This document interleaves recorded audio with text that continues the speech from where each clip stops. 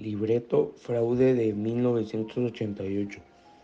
Después de la catastrófica elección de 1988, Salinas de Gortari dice que no hay fraude, pero toda persona lo sabe. En ese año las personas más importantes para la presidencia fueron Cuauhtémoc Cárdenas y Salinas de Gortari. Los votos le estaban yendo a favor de Cuauhtémoc Cárdenas, pero en televisión nacional anuncian una tal caída del sistema electoral que mágicamente los votos se revirtieron y Salinas salió ganando, marcando un episodio en México en fin del siglo.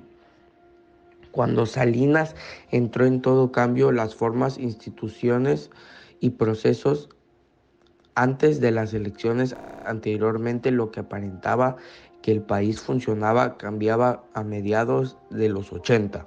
De las elecciones legislativas de 1985 que renovaba la Cámara de Diputados, antes de las elecciones el PRI tenía el poder absoluto y las reglas estaban cambiando.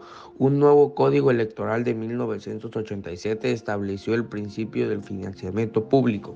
A partidos públicos se transformaron en la composición de la Comisión Federal Electoral. Eso le dio al PRI mayor gente en la Cámara de Diputados y en la presidencia. La oposición tuviera representación sin que el PRI perdiera. Desde octubre de 1987, el PRI elige su representante a la presidencia, Carlos Salinas de Gortari, quien era secretario de Programación y Presupuestos. El PRI presionaba a la gente para tener votos. La campaña del PRI inició con opiniones divididas. El proceso electoral comenzaba a emplearse y los sondeos electorales en México fueron novedad, proliferación y difusión. Lo que anteriormente no se le tomaba importancia porque el PRI era dominante entre febrero y julio, les costaba mostrar a Salinas como favorito, donde también Cuauhtémoc Cárdenas como una oposición en ascenso. En una última encuesta realizada por el Consejo Mexicano de Ciencias Sociales, dieron a Salinas el 35% y a Cloutier el 13.3% y el 32.4% a Cárdenas. Previo a las elecciones se respiraban tensos ambientes. El 2 de julio, previo a las elecciones, fueron asesinados Román Gil Hernández y Francisco Javier Obando Hernández, colaboradores de la campaña de Cárdenas, por lo que un mar incertidumbre con ley seca y una lista de votantes. Las elecciones se llevaron a cabo el 6 de julio de 1985 en una jornada que registró gran cantidad de irregularidades.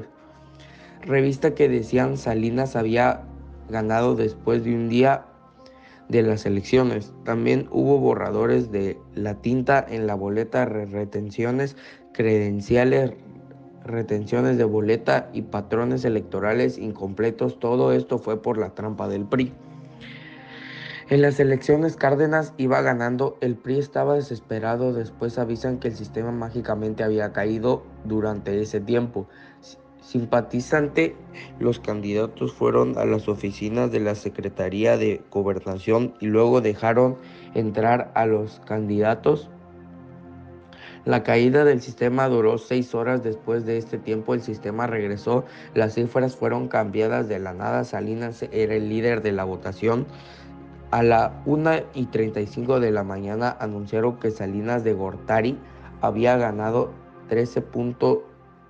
El 13 de julio se dieron a conocer las votaciones.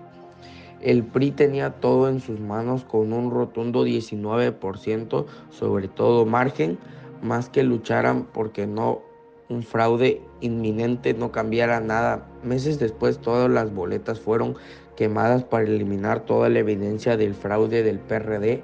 Naciera un año después y ese año se cambiaría el nombre de IFE a INE. En el 2004 Miguel de la Madrid confesaría el fraude que el PRI ganara. Entonces así termina esa historia que pegaría a todo México.